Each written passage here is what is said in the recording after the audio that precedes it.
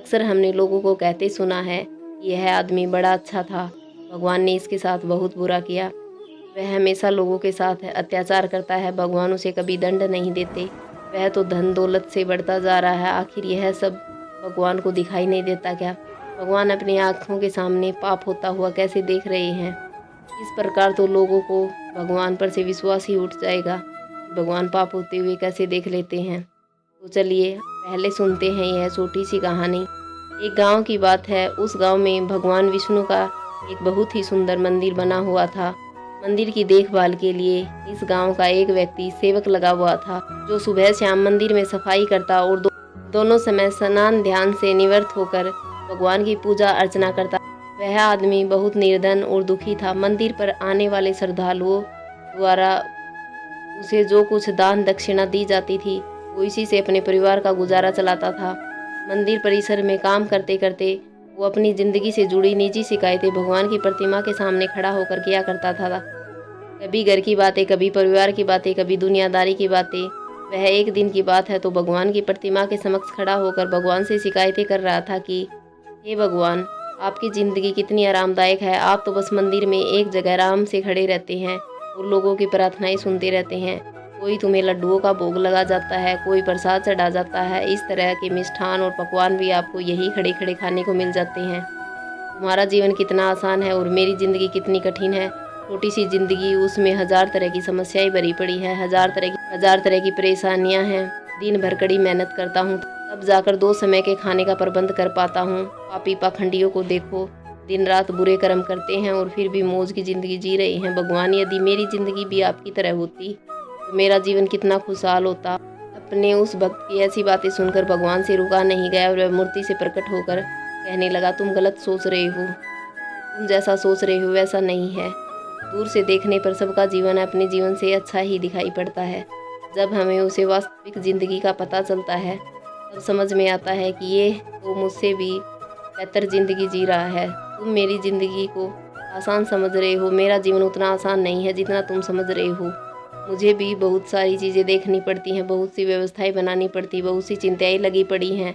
अच्छे के साथ अच्छा और बुरे के साथ बुरा कैसे हो, यह सब सोचना पड़ता है। कोई किसी को सताता है, कोई किसी को पीड़ित करता है, तो उसकी रक्षा करनी पड़ती है। मेरी जिम्मेदारी को जिस दिन तुम समझ जाओगे उस दिन तुम्हें मेरी मेहनत के बारे में भी पता चल जाएगा। इतना आसान नहीं है भगवान बनना। जिस तरह पिता बनकर मनुष्य अपनी संतान के कार्य करता है, उनके दुख सुख अच्छे बुरे का ख्याल रखता है, इस तरह मुझे भी तुम सबका ख्याल रखना पड़ता है। इतनी सारी जिम्मेदारियों को एक साथ निभाना आसान काम नहीं है। भगवान की बात सुनकर भक्त बोला, भगवान जी, ये आप कैसी बातें कर रहे हैं? आपका काम तो सचमुच में बड़ा आसान है। जिस तरह पूरे दिन आप खड़े रहते हैं, तुम्हारी तरह तो मैं पूरे दिन खड़ा रह सकता हूँ। इसमें क्या बड़ी बात है? भगवान बोले, बेटा, मैं फिर कहता हूँ, तुम नहीं कर पाओगे। मेरे इस कार्य में बड़ा धैर्य और की आवश्यकता पड़ती है और मनुष्य में इतना धैर्य नहीं है कि वो परिणाम घोषित होने तक ठहर सके। मनुष्य के अंदर यह कमजोरी होती कि वह थोड़ा सा सुख प्राप्त होने पर घमंड से भर जाता है और जरा सा दुख मिल जाने पर टूट के बिखर जाता है। वह अपने धैर्य को बनाकर नहीं रख सकता। भक्त बोला, अगर ऐसी बात है तो आप मुझे एक दिन के लिए अपनी ज़िंदगी जी लेने दीजिए, फिर आप जैसा कहेंगे मैं वैसा ही करूँगा। भगवान ने उसे बहुत समझाया पर वो बड़ा जिद्दी था। उसने भगवान की एक नहीं मानी। भगवान ने भी सोचा, चलो इसे एक दिन के लिए अपनी ज़िंदगी दे देता हूँ। कुछ लोगों पर उपदेशों का प्रभाव नहीं पड़ता। भगवान ने कहा, ठीक है बेटे, एक दिन के लिए मैं तुम्हें भगवान बनाता हूँ और तुम्हारी ज़िंदगी मैं जीता हूँ। फिर देखते हैं कि तुम मेरा काम किस ढंग से करते हो। और हाँ, मेरी ज़िंदगी जीने के लिए तुम्हें कुछ शर्तों का पालन करना होगा। भक्त बोला, भगवान, मैं तुम्हारी सारी शर्तें मानने के लिए तैयार हूँ। बताइए क्या है तुम्हारी शर्त? भगवान बोले, बेटा सुनो, मंदिर में रोज़ाना बहुत से लोग आएंगे जाएंगे, जिसमें से अच्छे लोग भी होंगे और बुरे भी होंगे, क्योंकि भगवान पर तो सबका अधिकार होता है। यदि किसी पिता का बेटा निकम्मा निकल जाए तो क्या वो पिता उसे बेटा नहीं बताता? इस तरह अच्छे बुरे दोनों लोग मेरे बेटे हैं, पर परिणाम मैं उनको उनके कर्मों के अनुसार देता हूँ। भगवान बोले, बेटे, जब तुम भगवान बनकर मेरे स्थान पर खड़े हो गए तो तुम्हें अच्छा कहने वाले लोग भी आएंगे और बुरा कहने वाले लोग भी आएंगे। तब तुम चुपचाप उनकी बातें सहन करनी पड़ेंगी और धैर्य के साथ उनकी बातें सुनना और उनके अच्छे बुरे कर्मों को देखना। तुम्हें अपनी तरफ से कुछ भी नहीं कहना, चाहे कुछ भी हो जाए। भक्त ने कहा, ठीक है भगवान, मुझे तुम्हारी सारी बातें मंजूर है। अब तो भगवान ने उसे भक्त से एक दिन के लिए ज़िंदगी बदल ली। एक दिन के लिए भगवान बनाकर मूर्ति में विराजमान कर दिया। स्वयं सेवक बनकर मंदिर की सेवा करने लगे। तो क्या देखते हैं, उसे मंदिर में माथा टेकने के लिए एक भक्त आता है और वो भगवान के आगे हाथ जोड़कर प्रार्थना करता है कि हे भगवान, मैंने लाखों रुपए लगाकर एक कंपनी का निर्माण किया है, मुझे आप आशीर्वाद दीजिए कि मेरी कंपनी अच्छी चले। वह प्रार्थना करके जा ही रहा था तो उसका पर्स जेब से निकलकर गिर गया और वह भक्त चुपचाप खड़ा देख रहा था। तभी उसे मंदिर में एक बहुत ही गरीब आदमी आया। वो गरीब आदमी भगवान की प्रतिमा के सामने खड़ा होकर कहता है, हे भगवान, मैं बहुत गरीब आदमी हूँ। इस गरीबी में मैं बड़े दुख का जीवन जी रहा हूँ। परिवार का पेट पालना भी मुश्किल हो रहा है। घर में माँ बीमार है, उसके लिए इलाज के लिए पैसे नहीं है। कहाँ से व्यवस्था करूँ, कुछ समझ नहीं आ रहा कि आगे का जीवन कैसे चलेगा। आज मेरी जेब में मात्र 5 रुपये हैं। इससे ना तो एक समय का राशन आएगा, ना माँ की दवाई। कुछ कृपा कर दो भगवान, इससे मेरी ज़रूरत पूरी हो जाए। दर्शन के बाद वो आदमी बाहर से जाने को हुआ, तभी उसकी नज़र पैसों से भरे पर्स पे पड़ी। उसने झट से उठा लिया पर्स और उसमें बहुत सारे पैसे देखकर मन ही मन खुश होने लगा और भगवान को धन्यवाद देने लगा। हे भगवान, आप वास्तव में बड़े महान हो, आपने मेरी प्रार्थना इतनी जल्दी सुन ली। इन पैसों से अब मैं अपने परिवार के लिए राशन की व्यवस्था करूंगा और माँ का इलाज करवाऊंगा। भक्त भगवान को धन्यवाद देकर वहाँ से जाने लगा। उधर भगवान बनकर प्रतिमा में बैठे भक्त सोचने लगा कि ये पर्स तो उस धनी आदमी का है और ये गरीब आदमी उसे ले जा रहा है। एक बार तो उसके मन में आया कि आवाज़ देकर इसे बता दो कि यह बटुआ उसका नहीं है, सेठ का है, जो उसे लिए जा रहा है। लेकिन तुरंत ही उसे भगवान की शर्त याद आ गई कि भगवान ने मुझे बोलने के लिए मना किया है, इसलिए वो चुपचाप मौन रहा। गरीब आदमी के जाने के बाद मंदिर में एक व्यक्ति और आता है। वो तीसरा व्यक्ति एक सैनिक है जो 1 महीने के लिए युद्ध पर जा रहा था। वह मंदिर में भगवान से इतनी प्रार्थना करने आया था कि उसकी यात्रा सुरक्षित रहे। वह 1 महीने के बाद सकुशल अपने घर को लौट आए। वो सैनिक प्रार्थना कर ही रहा था कि इतने में वह व्यापारी उसे पुलिस वालों के साथ मंदिर में दाखिल होता है, जिसका पैसों से भरा हुआ बटुआ मंदिर में छूट जाता है। पुलिस वालों ने उस सैनिक को गिरफ्तार कर लिया और उसे पकड़कर ले जाने लगे।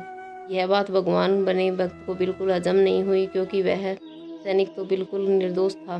बटुआ तो गरीब आदमी लेकर चला गया था। भगवान बने हुए भक्त को अपने सामने होता हुआ अन्याय का काम पसंद नहीं आया। वो भगवान की शर्त को याद करके चुप रहना चाहता था, क्योंकि भगवान ने उसे बोलने के लिए मना किया था। लेकिन वह अन्याय होता हुआ देखना भी नहीं चाहता था।